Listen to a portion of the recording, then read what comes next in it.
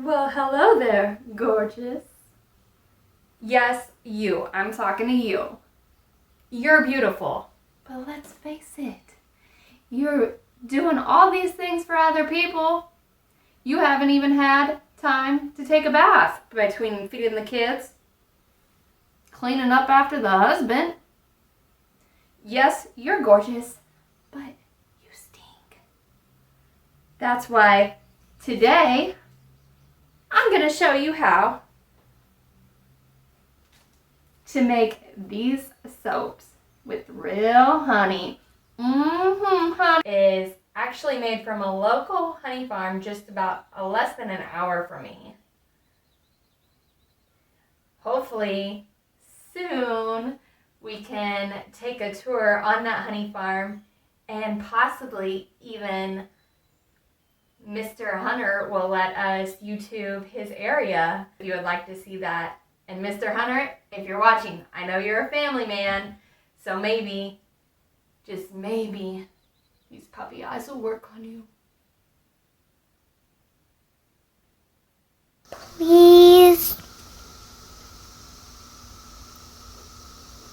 So what we want to do is go ahead and measure the soap that we're going to be using, because we are using honey, and you want to put about a teaspoon per pound. So let's see how much this weighs.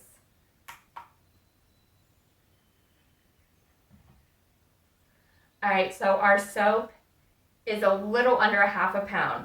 So that means we're going to use a half a teaspoon. So let's go ahead and get your soap cut up here. And you can find this nice blade. Really, you could probably find it at a grocery store, but I got mine at Joann Fabrics. And that's honestly where I get most of my stuff. They have a great selection of soaps and candle needs and all kinds of crafting things. So once you get that chopped up, you're going to want to put it in a glass bowl because we are going to microwave it.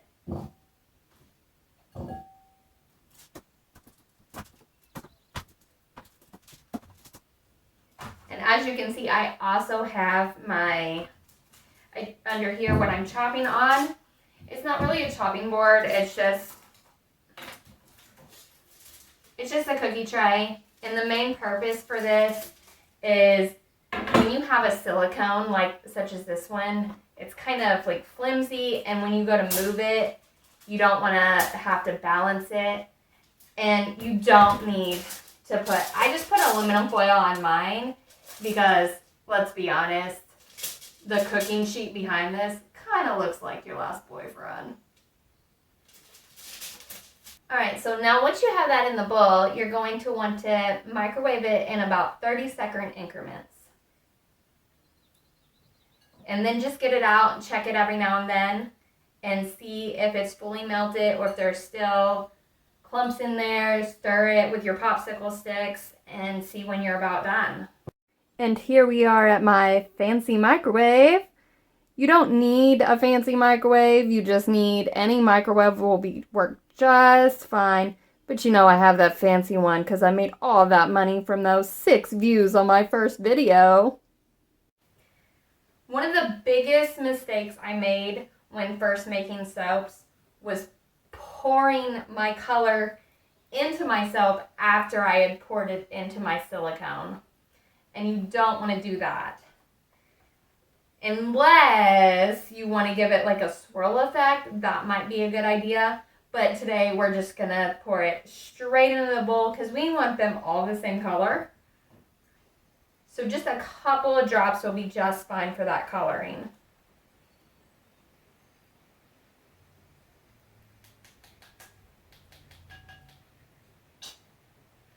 There we go.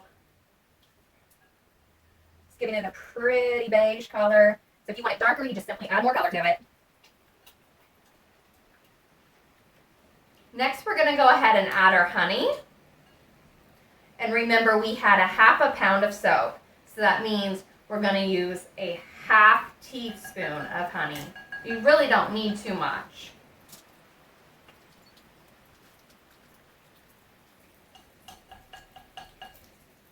Come on. honey. Come on, honey. Get in my soap. I am going to add just a little bit more because some of it's stuck in there.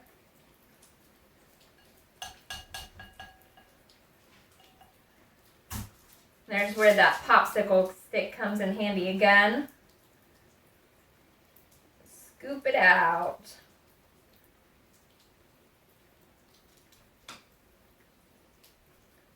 All right, and we do not want to forget our vanilla fragrance. Again, just a couple of drops will do. So now we're going to put our silicone on the cookie sheet. We chose a honeycomb silicone with a little cute little bee in there for obviously our honey soap. Duh. This is very important. The first time I tried to do this, I did it without a funnel and it was a disaster. So with the funnel, it makes life so much easier. Again, your bowl still might be hot, so you might want to grab like a paper towel or something. Just, it's not super hot, but just something to protect your hands.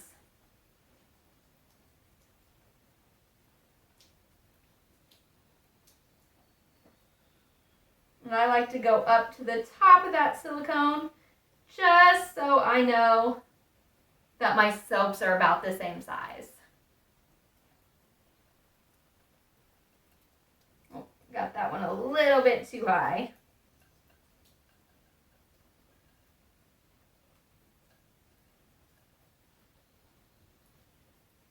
Now our next step, you can do this a couple of different ways. You can leave this silicone out overnight, or if you have zero patience, much like myself, you can pop it into the freezer for about 10 minutes and then your soap will be ready to use. So let's go ahead and do that. Boop, boop, boop, boop. I almost forgot. You would have been mad at me if you tried this. Very important step. You need some rubbing alcohol. And honestly, you just spray that baby. Helps your soap release after it's been in the freezer. All right, I'm back. It's been 10 minutes. My soaps still feel a little warm. I might have to put them in there a little bit longer. Let's see what happens.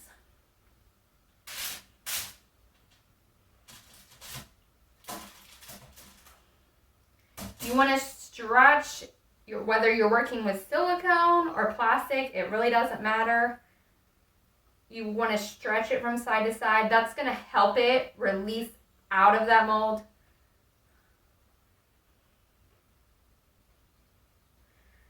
Let's pop that first one out. I always like to start at the top and work my way back.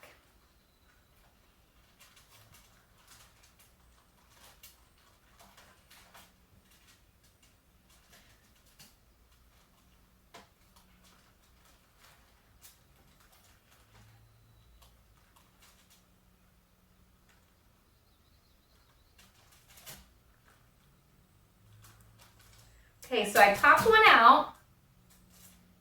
It does feel a little warm still. You can kind of see the goo that's coming out of it. So these aren't ready yet. I'm going to pop it back in the freezer. So I'm back. I put it in the freezer for a little bit longer, and now it feels cool to the touch. I did notice the one that I took out too soon did freeze the shape that I didn't want it to. So learn from my mistakes. If it feels hot to the touch, put it back in the freezer.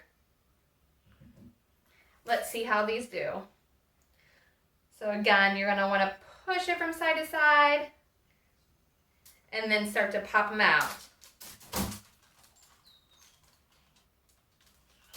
Look at that, gorgeous, just how we wanted it.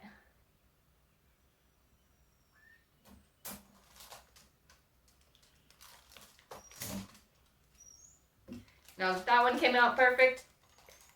Go crazy! Knock them all out. Bam, bam, bam. Here are our beautiful soaps. Now go take that bath. You deserve it. Thanks for watching. Don't forget to hit subscribe.